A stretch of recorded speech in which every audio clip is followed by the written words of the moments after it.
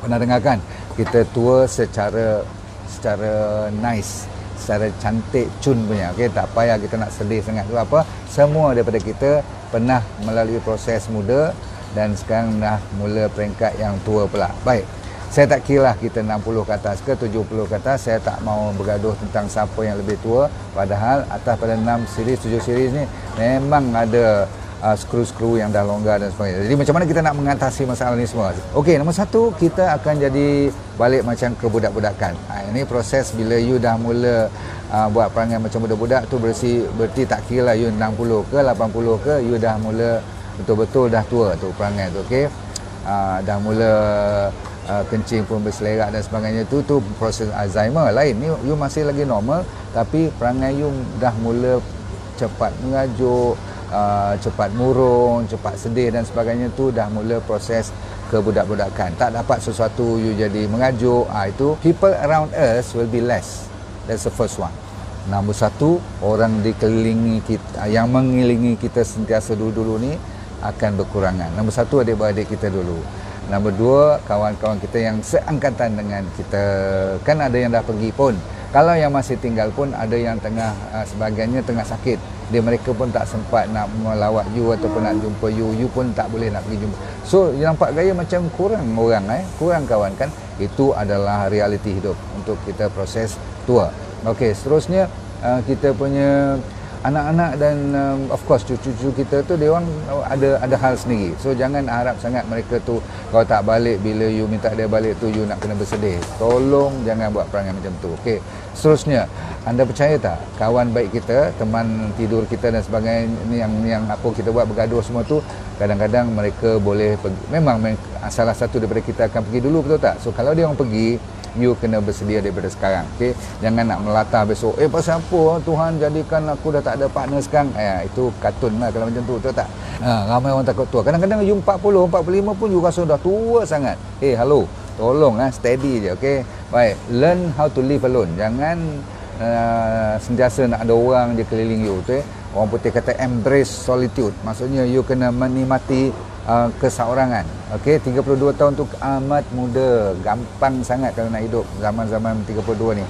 Kita nak cerita 6-70 ni, macam mana kita nak menceritakan masalah kedua. Society kita dah mula couldn't care less about us, maksudnya dia tak peduli. Masyarakat tak tengok you sangat. Dulu masa you ada pangkat ataupun you maksudnya ada title lah dan sebagainya, ada power dan sebagainya, orang respect kan. So you kena jangan terlalu mengharapkan orang menghormati you sangat-sangat. You become less famous, don't worry. Okay, you become, kalau boleh jangan se-envious ataupun nak jealous-jealous pada orang lagi dah. Tak ada masa nak grumble, nak complain, nak ngomel pasal orang tu. Tak ada masa sebenarnya, betul tak?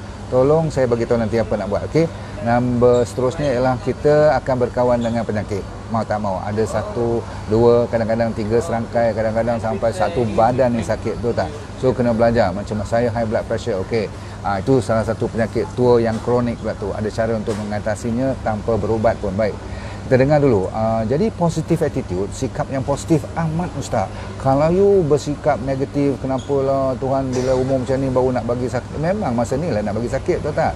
Takkan masa muda nak bagi sakit. So you kena bersedia. Baik, bedbound life. Kita kadang-kadang jangan terkejut bila kita kena duduk atas katil besok nanti, kadang-kadang kencing pun tak lawa, doktor masuk tube semua tu. Jadi kita kena bersedia ya. Kalau boleh, kalau you belum kena, cari jalan macam mana untuk mencari gaya hidup yang sihat walafiat. So jangan heran bila kita jadi macam infant balik. Maksudnya jadi budak dan perlu dipegang oleh orang, dibantu untuk nak pergi toilet pun. Ni semua jangan pula you panik kalau berlaku nanti. Apapun kena, apa yang tinggal kenalah bersyukur. Okey, baik. Ujung-ujungnya jaga juga pada scammers. Tahu scammers tak? Orang yang suka ambil peluang pada kita yang berumur. Dia ingatkan kita banyak duit kot, dia datanglah gesel kat kita, kata nak invest ni, nak buat get rich quick scheme, skim cepat kaya semua tu. Tolong orang yang telefon tu, tolong tanya dulu kawan, provided you are still sober lah. Kalau you pun dah tak boleh ingat apa-apa, yang tu lain cerita. Okay, we want to talk about take life as it is. Maksudnya ambil apa yang you ada sekarang. Okay, betulkan keadaan yang mana boleh betulkan. Kesihatan terutama sekali. Nanti kita cerita macam mana nak menyelesaikan masalah-masalah. Kadang-kadang you masih ada hutang pun, itu paling merusingkan kepala you, tu tak? So kita kena seronok lah apa yang tinggal kat kita ni kan. Macam kita masih boleh berjalan, macam saya sekarang boleh naik kapal terbang, kita mesti enjoy juga, mau tak mau, Nazihah, betul? Okey, exclude society punya trouble, masalah-masalah politik, masalah-masalah masyarakat yang besar-besar semua tu, you jangan nak masuk campur, betul tak? Nombor satu, tak ada masa. Nombor dua, dia tak bagi 1 sen pun kalau you jatuh sakit besok, betul tak? Memang betul. You masuk hospital, ada yang nak suruh RM1. Saya selalu kata, jangan ambil pot dengan dia orang punya masalah. Dan masalah anak you dan cucu-cucu you, biarlah anak you yang handle. You tak payah nak take over 100%. Membantu boleh, tapi take over 100% salah. Itu step yang tak betul. Kecuali kalau anak you pun tak sihat, itu you bantu. Okay, no problem. Kita nak bagi peringatan pula, jangan terlalu me-centered. Aku all the time. Masa aku dah terlepas. Sekarang masa aku dan apa yang aku tinggalkan sekarang ni ataupun akan tinggal ni sekarang ni, you nampak boleh berbaik dengan anak-anak cucu, boleh kasih sayang yang boleh dibetulkan. Kalau dulu kok you tinggal dia orang masa you kerja, zaman sekarang lah you kena berapat balik dengan dia orang. No more mistake. That's another thing. Try not to make any more mistake. Kalau dulu kita banyak mistake dah buat, banyak kesilapan, kadang-kadang sampai yang teruk, sampai bankrupt, sampai Along cari semua. Please, at 60, 70, no more friend with Along, no more masalah investment yang you buat berisiko tinggi. Boleh tak? Okay.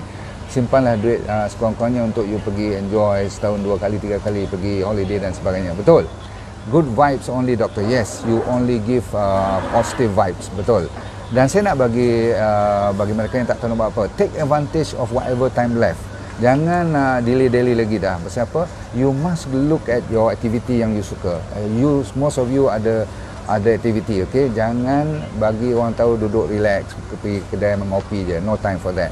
Pasal apa? Sekali-sekala boleh, tapi you kena cari peluang untuk kod-kod lagi. You minat dengan membaca, you minat dengan menulis, you minat dengan melukis, you minat dengan bergardening. Go ahead. You tak tahu berapa panjang lagi umur you ada kan. So just make use of whatever left. As far as I am concerned, kita kena selalu orang panggil smile over small thing. You syukur dengan benda-benda kecil-kecil. You boleh bercakap, you kena happy. You boleh bernafas lagi pun kena happy. You boleh kencing pun cukup. You boleh buang air besar pun bagus. Setengah orang bila berumur ni dan naik prostate tu tak, dah bangkak semua tu, bukanlah cancer lagi pun, cuma benign lah, hypertrophy je, besar je.